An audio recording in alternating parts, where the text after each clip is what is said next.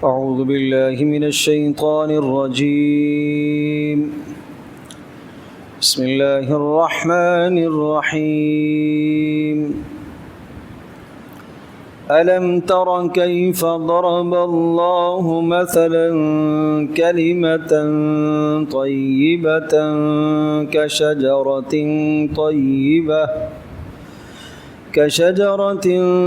طيبة أصلها ثابت وفرعها في السماء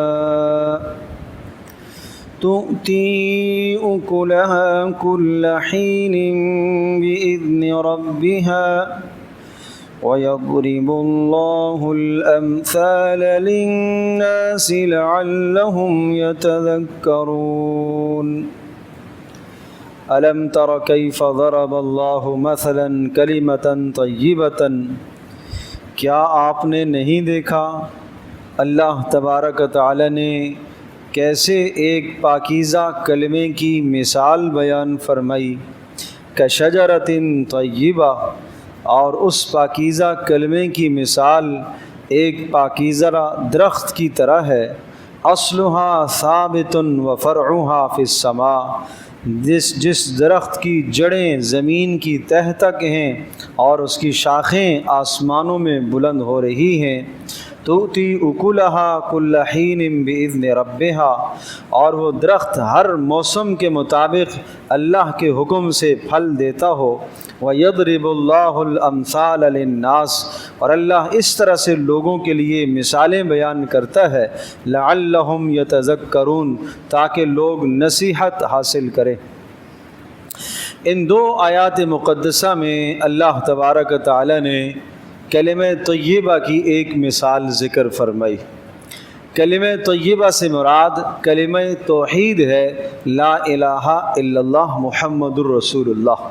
یہ کلمہ توحید کہلاتا ہے، اور اس کا معنی اور مطلب لا الہ الا اللہ، کہ میرا معبود صرف اللہ ہی ہے، میرا مسجود میں صرف اور صرف اللہ ہی کے سامنے سجدہ کروں گا، میرا حاجت روا اور مشکل کشا صرف اور صرف اللہ ہی ہے، اور میری مشکل کو آسان کرنے والا صرف اللہ ہی ہے، صحت دینے والا صرف اللہ ہی ہے، بیماری لانے والا صرف اللہ ہی ہے، غموں کو دور کرنے والا صرف اللہ ہی ہے، اسی طرح سے خوشیوں کو عطا کرنے والا صرف اللہ ہی ہے، ہر نفع اور ہر نقصان کا مالک صرف اللہ ہی ہے.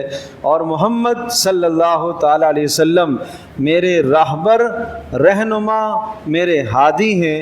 حضرت صلی اللہ تعالی علیہ وسلم کی سیرت اور آپ علیہ السلام کی سنت اور آپ علیہ السلام کا طریقہ مجھے دنیا کے تمام طریقوں سے محبوب اور پسندیدہ، اور وہ طریقہ میرے نزدیک تمام طریقوں سے زیادہ قابل اتباع ہے. یہ ہے لا الہ الا اللہ محمد الرسول اللہ کا مفہوم.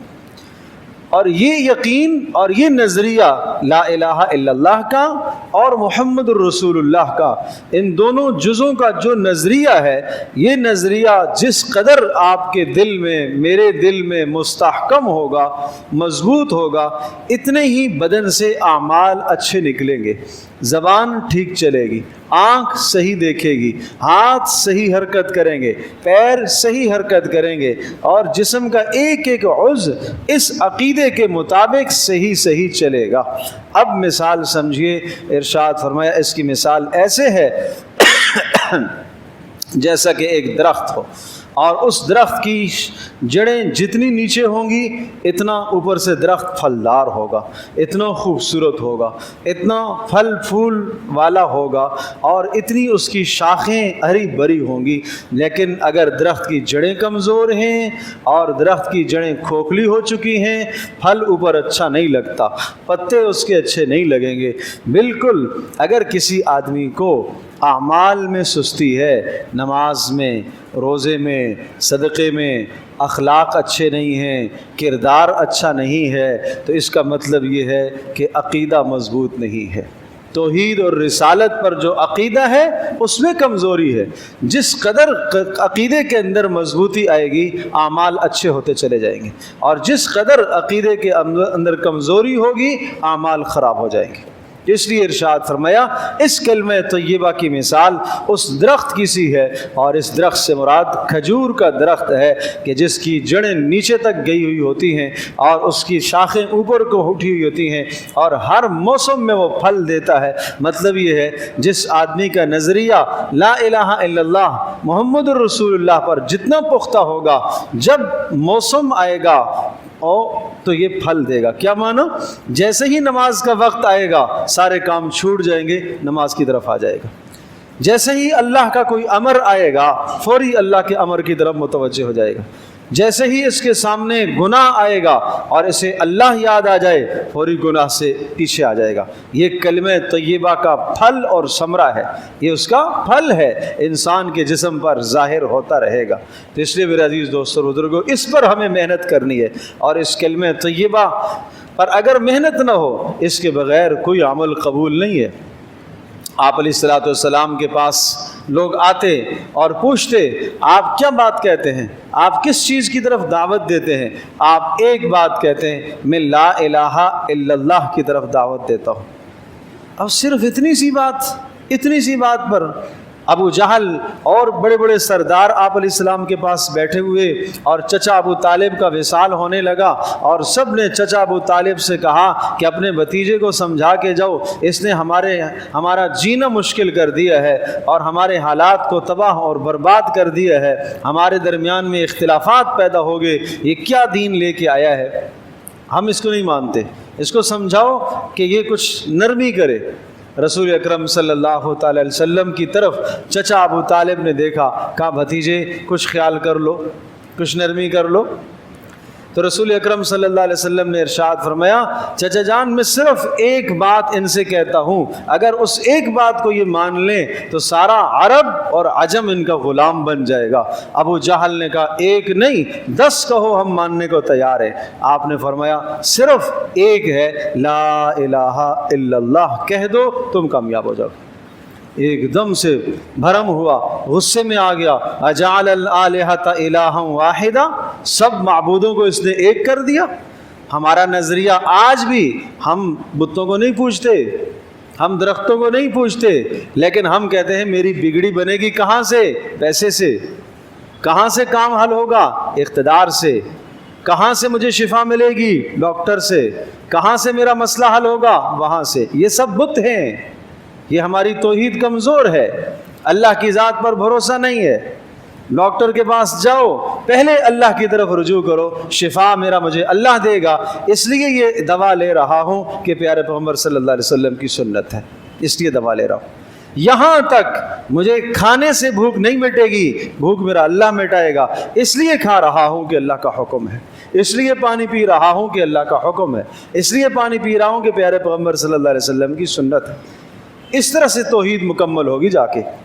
تو آج کتنے بتوں میں ہم گرے ہوئے ہیں، سجدے میں جا کر بھی انسان کو خدا یاد نہ آئے، سجدے میں جا کر بھی آدمی کو رب یاد نہ آئے۔ جس کام کو چھوڑ کے آیا، دکان کو چھوڑ کے آیا، کاروبار کو چھوڑ کے آیا، مطلب یہ ہے کہ اس نے سجدہ تو کیا ہے لیکن سجدے میں اللہ کے ساتھ اس نے کسی اور کو بھی شریک کیا ہوا ہے۔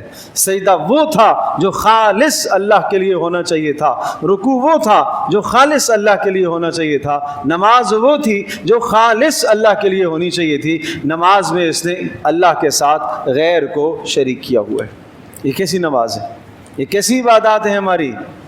تو اس لیے آج ہمارے کام نہیں بنتے، اس لیے ہم مشکلات میں گھرے ہوئے ہیں، اس لیے کہ ہمارا عقیدہ، ہماری توحید کچی ہے، اور یہ بڑی بنیاد ہے۔ اس بنیاد پر پیارے پیغمبر صلی اللہ علیہ وسلم نے 13 سال مکہ میں محنت فرمائی۔ اس بنیاد کو بنانے پر صحابہ کو ماریں بھی پیٹی، اس بنیاد کو بنانے پر گھروں سے نکلنا پڑا، اس بنیاد کو بنانے پر بیویاں جدا ہو گئیں، اولادیں الگ ہو گئیں۔ یہ بنیاد تھی لا الہ الا اللہ محمد الرسول اللہ کی۔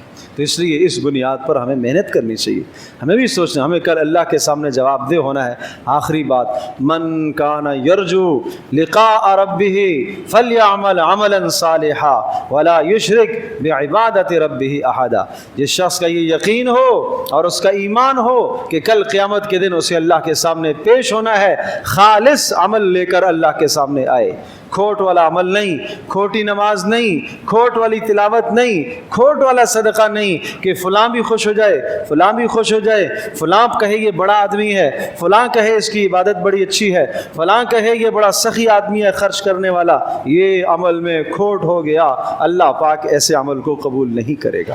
صرف اللہ کی ذات عالی پر توکل کرو، اس ذات پر بھروسہ کرو، اس توکل کو مضبوط کرو، اس توکل پر محنت کرو۔ وتوکل علی العزیز الرحیم، اس اللہ پر توکل کرو جو غلبے والا ہے، مہربان ہے۔ وَمَن يَتَوَكَّلْ عَلَى اللَّهِ فَهُوَ حَسْبُهُ، جو اس اللہ پر بھروسہ کرتا ہے اللہ پاک اس کے لیے کافی ہو جاتا ہے۔ اللہ پاک ہم سب کی مشکلات آسان فرمائے۔